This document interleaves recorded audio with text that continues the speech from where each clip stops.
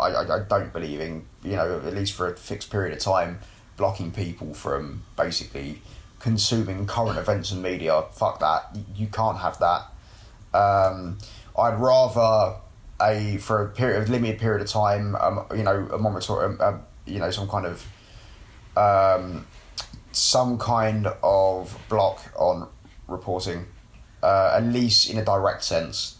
Okay, I think we have a disagreement on that one. Yeah, probably. But it's fair enough. I do find it interesting about what cases are chosen to have these injunctions and what cases are not left, because you watch the news, occasionally you'll see a murder trial or a rape trial, and let me clear this back up before I get some reactions really scream at me. I absolutely believe in the freedom of press to report on the current subject. There have been journalists who have done great jobs on breaking the scandal in Rotherham, in Oxford, in Rochdale, wherever else up north and in the Midlands where this kind of rape gang issue has gone on. It's just a specific case. It's just what Robinson did is just absolutely in violation of the law. It could have potentially swayed the jury one way or another. Absolutely, he was justified him being sent down. Well, by the letter of the law, that's definitely the case right now. Yes. But do I agree with the sentiments behind the law? I'd rather that over what you've just described in terms of the American system. Okay. It's interesting. I think, as I say, it's a respectful disagreement there. But that's what one of these podcasts... That's the wonders of life. Exactly. What one of these podcasts are all about. What the fuck was the original point we were talking? We were talking Darek. Okay. I think we've been getting off the Darek point, I think, because we've been talking about it for a week, and it's fucking boring at this point. It's getting into the next phase as well. Even though this podcast is basically here to examine mainly the grassroots and public and also more, senior politicians, juxtapositions and hypocrisy in regards to taking partisan sides.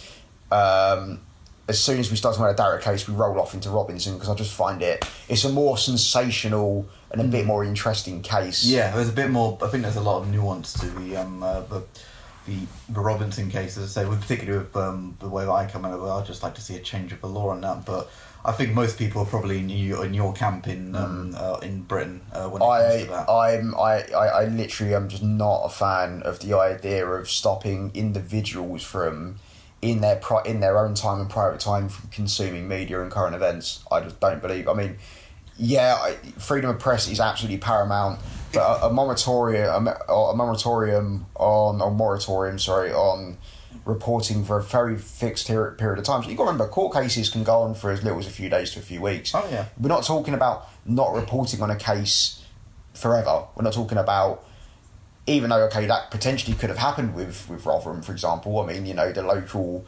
political establishment of the city of Rotherham and the local police force just wanted to block any reporting on it for years, and then that would have an investigation. That would have been a problem outside the courts. The courts wouldn't have been the one blocking that. That would have been, as you say, the local community and councillors. Thank fuck. I mean, and they had to do it. I mean, the court case, if I'm correct, happened down here in London on this specific case. I think that's come out of Rotherham that Robinson was convicted of basically perverting the court justice for contempt of court. Yeah. Thank fuck it happened down here, because the political establishment in Rotherham, from what I can gather, is very tight knit, very clan based, very kind of interwoven, very closing of ranks. So thank fuck it's just not happening up there. Yeah. In Oxfordshire, it's as you say, it's a little bit more of a it's not Oxfordshire, it's Yorkshire. Is it Yorkshire? Rotherham. I mean, I was talking about the court case that Robinson was convicted of. Was Robinson's case one of the Oxfordshire cases? I think so, but I thought it was a Rotherham case. Okay. Maybe. Yeah. For anyone who's not from the UK, I know you're probably aware now of the kind of the grooming scandal in the UK, but the scale of it is crazy in regards to it. it just fucking it goes across most of England. Places, cities such as Oxford, Rotherham, Sheffield, certain areas of London, Waltham Forest is potentially supposed to be broken in regards to. Oh, Jesus, I didn't realise that. Yeah, so a bit of context. Me and Tom are both from Waltham Forest, born and raised in Waltham Forest. There's been rumblings that Waltham Forest could be another big grooming case. Kind of makes sense. There's a big clan. There's big kind of multiple big clans that run a lot of the business establishments around Waltham Forest of Pakistani background, particularly Kashmiri. It makes sense, but I my feelings would be the reason I don't think that's being kind of pacified a little bit is because it might have some upward tractions and might lead to some people in higher office in Waltham Forest. Right. Yeah. That would be yeah. But point being, this, I mean, I just don't believe. I believe Robinson rightly. So okay, yes, in terms of the basic, he broke the law in regards to how the law currently stands. Yep, should have been sentenced. He's not a political prisoner. No. He's not a hero. He's not a man of the people. He's a very naughty boy. Yeah. He's a quite frankly, he's turning into a wannabe Tim Pot dictator. What the way he's going about a dictator without a country. Yeah, effectively. Oh, that's why he's a wannabe one. Yeah. But the People's Republic of Bedfordshire. Yeah, but he was originally, as I say, he originally founded the EDL, and then after he left that, there was a time when you thought maybe he's going to be a bit more softer. Maybe he could actually try and bring back some of the more hardline element to try and soften, still be in favor or against the elements that he disagrees with, but then not be out and out racist. Then he totally fucked himself up on really bad coke and just went off the deep end. Yeah, and then he I remember watching an interview with him. He was one of the YouTube political pundits, and it was the first time I actually sat down and watched an hour of him. And it was during the Brexit referendum, and he basically said, I don't really care too much about Brexit. It's not something that's worrying me. It's more Muslim immigration that worries me.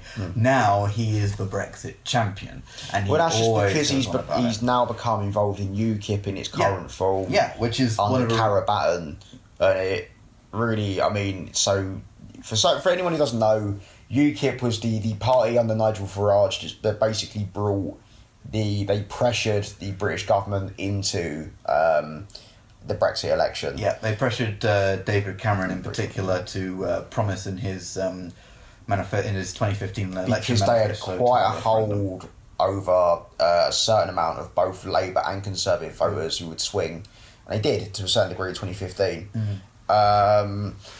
Not enough to gain a seat, but no, they're one of the victims of first past the post. Similar with the Green Parties and the Liberal Democrats. But basically, like as predictable as it was, Farage stepped down as leader of UKIP once the referendum was won by Leave, and the reality was UKIP was without Farage was going to go through a personality crisis, and it did for about 2 years until fucking Karabatten, so Gerard Batten, who was the MEP for London under UKIP, basically turned it into essentially what the BNP in the UK used to be, just kind of the pseudo fascist anti-Muslim immigration party. Yeah, and supposed to go into the more libertarian route, which is one of the other fractions that it had in it, which I was interested in when I was watching that sort of whole thing play out, because it could have gone either way on certain points, but they did go to the more identitarian far right sort of element in the end, which then the electorate punished them for it, because they ran into the Brexiting supporting electorate punished them for it. So basically, context. A few weeks ago, you had the European election, the European Parliament election. They lost all of their seats in Parliament. Pretty much all to the Brexit Party. Which was actually a bit of a surprise to me. I thought they'd retain a few, just because there's a lot of Brexit voters that also have sympathy with the anti-Muslim thing. Yeah, particularly up north. It surprised me. I think it's just nobody thought took them seriously anymore, and Nigel Farage had built up a political party that looked more serious. Yeah. In a few months than UKIP had done, and they'd spent the last few years fighting amongst themselves. Yeah. And a lot of people were like, "Well, this is the guy who delivered it. But he was the biggest pressure point for Brexit. He's a lot more likable than anyone in UKIP right now, and he's bringing over former Tories to his party at a much higher rate than UKIP attracting people." What the fuck has happened to Carswell, by the way? Douglas Carswell. Is he now standing as does he now rule Clacton as an independent? I don't know, actually. He was thinking about going for an independent, or even possibly rejoining the Tory party. I'm certain he did leave UKIP. From what I can gather, even under Farage, Carswell got on with no one in UKIP. Right. They hated him. I think he was, because he's generally more of a social and economic liberal compared to a lot of the ranks of UKIP. He had defected from the Tory party. He had done. Yeah. Well, he defected. Yeah. Smart move on his part. He defected 2014 from the Conservative Party to UKIP because he'd been the MP for Clacton. People don't know, Clacton is a big town on the Essex coast, not particularly rich, but very much working class Conservative base. And so the only thing they really care about is immigration. So it was a win-win for him just to leave Conservatives and join UKIP because his vote share would have just increased. And also, no matter what he does, in big part, Carswell's always kind of safe. The constituency love him for some reason. I don't know why. I've got nothing to really comment on that, but it'd be interesting to see what's happened to him. I don't know whether he's still the MP for Clacton, probably, but there's probably some kind of deselection that will happen soon. It's going to be interesting. Well, we'll see how it goes on. Clacton's not going to go fucking Labour, so... No, particularly under Jeremy Corbyn. Yeah. Well, I mean, fucking, you should put the most moderate Blairite in Clacton. No one's going anywhere near the centre in Clacton. You're talking right-wing through and through. What a weird place. Just step away from politics for a second. Fucking Clacton. So, again, people from outside the UK... You think of Europe and you think of the coast of a European country, you think, pretty seaside, pretty fishing villages and the good life and good food. Fun fair on the pier, sort of thing. Yeah, I mean, but Britain... so basically, Britain has the opposite. Britain, the last places for the most part you want to live in Britain are coastal towns. Yeah, they're dilapidated, they're poor, employments. This wasn't true 50 odd years ago when they were very nice places when everyone used to go on holiday, but when the package holiday in particular came about and everybody just went to Spain for their holidays and now Greek people islands. wanted guaranteed sun. You could never guarantee sun in 1960s Blackpool or 1960s Southend. And just for anyone who hasn't been to the Costa del Sol or anywhere like Benidorm or Torremolinos, just know that it is probably the closest thing that Britain has to colonies right now.